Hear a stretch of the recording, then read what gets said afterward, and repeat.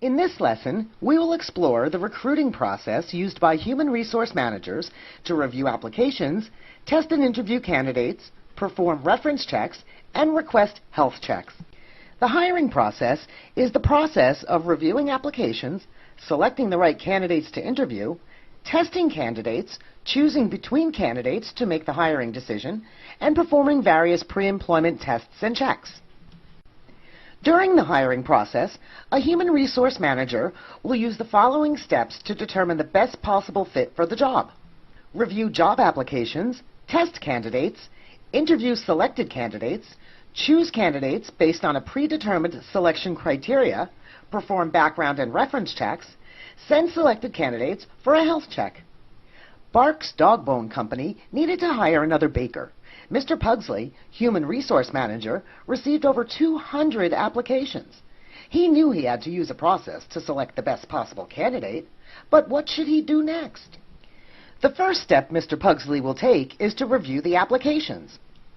Application review means reading each application that is received to determine whether the candidate possesses the skills, education, experience, or other qualifications needed for the job.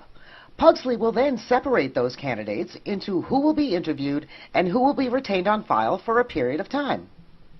Testing candidates will be the next step and generally involves testing candidates for job skills or knowledge to determine whether the candidate is qualified for the position.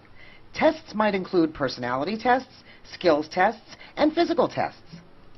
Mr. Pugsley chose several candidates and sent them all for testing. Once he receives the results of the testing, he will narrow down the selection to fewer candidates. Interviews are scheduled next. An interview is a meeting between the job seeker and the employer to evaluate whether the candidate has the right qualifications for the job.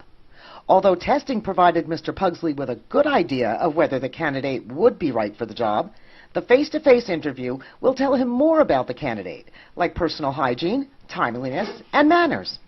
Once the interviews have been completed, candidates will be selected on the basis of the results of the testing and the interview.